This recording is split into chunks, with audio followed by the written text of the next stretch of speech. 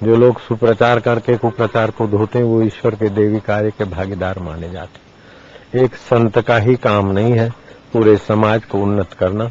राम जी के साथ जो घटा तो उस सेवा कार्य में हनुमान जी लगे, नील लगे और भी लगे, अंगत लगे, यहाँ तक कि छोटी छोटी गिलहरी और बंदर भी लगे। तो अभी वही समय आया है, छोटे से छोटा भारतीय व्यक्ति और बड़े से बड़ा अधिकारी। मैं तो कहता हूँ कि प्रशासन को परेशानी पैदा हो जाती है ये कुप्रचार से। हम जब आपको गले लगाकर आपको भी भारतवासी मान रहे हैं और अपने स्नेह से, तो आप विदेश में रहकर अथवा यहाँ रहकर भारत के पेट में घुसकर भारत के पेट में गला छुरा भोंकने की क्यों तकलीफ करते? कर्म का संविधान है, कर्म प्रधान विश्व करे राखा, जो जस करे तैसा फल चाखा। अभी कितने हृदय कतरा रहे, तहरा रहे।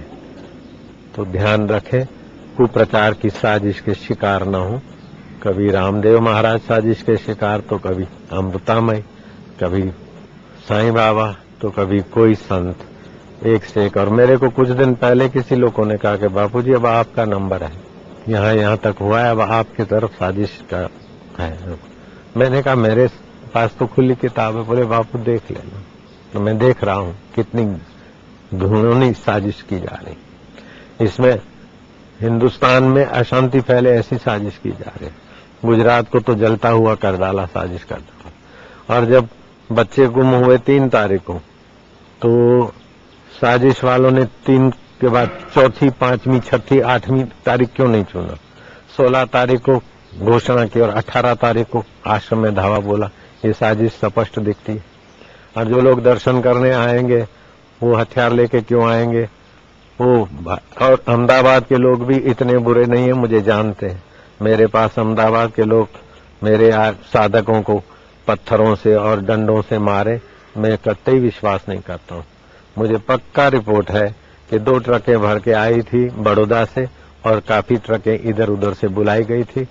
जो 200 रुपए वाले आदमी थे, कुछ बदमाश थे आगेवान, गाड़ियां जलाई, आने वाले लोगों को पीटा, लाइन में खड़े और मारा पत्थर, बहू बेटियों की चेनें खींची, आतंक मच रहा था। आश्रम वाले जो अपने अपने डिपार्टमेंट में रहते हैं तो पर्व के दिन उनकी आवश्यकता और ज्यादा पड़ती है।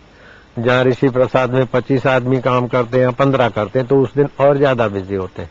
साजिश वालों से खरीदे गए लोग आश्रम को बदनाम करने में सहभागी हो गए। नाम तो आता है कि अपने ही हिंदू हैं, अपने ही फलाने हैं, लेकिन हिंदुओं को कैसे हिंदुओं से भिड़ाना ये साजिश करता लोग अच्छी तरह से जानते हैं।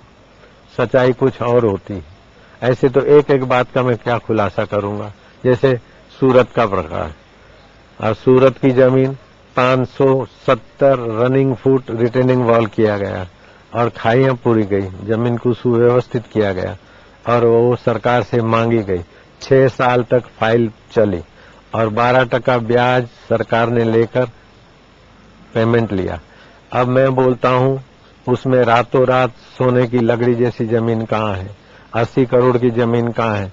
इतनी रिटेनिंग वॉल, बाल संस्कार केंद्र की बिल्डिंग, स्नान का घाट, मंदिर, हनुमान मंदिर, शिव मंदिर, ये सारी मिलकत अगर आप लेना चाहो तो हम 4 करोड़ में आपको समर्पित कर देते हैं। 80 करोड़ की कहाँ है? इसमें हमारा निर्माण भी आ गया और वो 4 करोड़ हमारे आदमी, आपके आदमी मिलकर गरीबों के आंसू पहुंचने में लगा। अब इससे ज्यादा हम क्या कर सकते हैं? और फिर भी फैसला न्यायालयाधीन है और न्यायालय जो भी करेगा हमें स्वीकार है। हमको किसी सरकार से रातों रात कोई जमीन नहीं मिली, वर्षों तक फाइल चली है और कानूनी ढंग से सिटी सर्वेयर ने 2 बार रीचेक करके जो मूल्यांकन किया था उसी मूल्य पर 12% ब्याज भर के हमने ली थी। अब उस समय 40 लाख 50 लाख की, आज 4 करोड़ की नहीं। 10 साल के बाद कोई 40 लाख की चीज अगर 4 करोड़ की होती है तो इसमें कोई बड़ी बात नहीं है। लेकिन अभी भी हम तो कहते हैं निर्माण सहित 4 करोड़ लेंगे। ऐसे इस प्रकार न जाने कपोल कल्पित कितने कितने आरोप लगते रहते हैं, लगवाते रहते हैं और प्रशासन परेशान होता रहता है और लोग भ्रमित होते रहते हैं। और साधुओं को मैं तो कहता हूँ, हमारे वैष्णव साधु, गिरी पुरी अथवा अखाड़े वाले किसी भी साधु का जीवन देखोगे तो खा लिया पड़े हैं। उनको न पेंशन मिलती है न पगार मिलता है। ऐसे साधुओं को बदनाम किया जाता है। परसी कारण क्या होता जा रहा है? ये श्रद्धा में कमी क्यों आती जा रही? दुर्योधन क्यों पैदा होते जा रहे? पांडवों की संख्या क्यों कम होती जा रही? इसका कारण क्या और उसका निदान क्या है? कारण है ये कलयुग का प्रभाव है। कलयुग में मंदा मंद मतया मंद भाग्या उपद्रता। तो ये कलयुग ऐसा आएगा, मंदमती के उपद्रवी लोग होंगे, और वो मंदमती के लोग जो कुछ लिखा है और जो कुछ आ गया वो सच्चा मान लेते। समझदार लोग बोलते हैं ये साजिश है, लेकिन नासमझ प्रजा इतनी उत्तेजित हो जाती है कि कल भी हमारे एक देहात में आश्रम था तो वो लोग आ गए पथराव करने के लिए। अब उसका जिम्मेदार कौन? और वो वहां की प्रजा वैसे अपने को मानती थी और वहां सेवा कार्य भी चल रहे हैं वीरम काम। और कल समाचार आया कि अखबारों में पढ़ पढ़ के अनर्गल बातें, कुछ लोग 2 लोग आ गए और आश्रम के संचालक को थपाथुपी की और अभद्र व्यवहार किया। अब कितने कितने लोगों को हम समझाएंगे कि भाई ये साजिश है। इसीलिए हम तो श्रद्धा को धन्यवाद देते हैं कि सच्चाई लोगों के सामने रखे और दूध का दूध पानी का पानी हो जाए बच्चों के लिए, चाहे और आश्रमों के लिए जो भी कुप्रचार कर रहे हैं उनको भगवान सद्बुद्धि दे। दुर्योधन बढ़ रहे हैं, पांडव कम हो रहे हैं, लेकिन 5 पांडवों में से एक मरा नहीं और 100 कौरवों में से एक जिया नहीं, ये भी तो दुनिया जानती है। पंडित सत्यमेव जयते, ये भी तो दुनिया जानती। यतो धर्म ततो जया। तो स्वधर्मे निधनम श्रेयम पर धर्म भयावह। अपने सनातन संस्कृति में मर जाना अच्छा है, पर धर्म भयावह। राम जी के लिए तो एक धोबी ने उंगली उठाई, लेकिन आशाराम के लिए कितनी उंगलियां एक साथ उठवाने की साजिश चल रही है। कैसा बीतता होगा। फिर भी हम कहते हैं इल्जाम लगाने वालों ने इल्जाम लगाए लाख, मगर तेरी सौगात समझकर हम सिर पे उठाए जाते। न जाने कितने कितने। अब 20 तारीख को तो ये साजिश थी अहमदाबाद बंद की और आश्रम में तूफान करने की। फिर 21 तारीख को गोधरा फार्मेसी में छापा, सुनियोजित साजिश, और कुछ मिला नहीं तो नेत्र बिंदु जब्त कर लिए गए 56 बोतलें।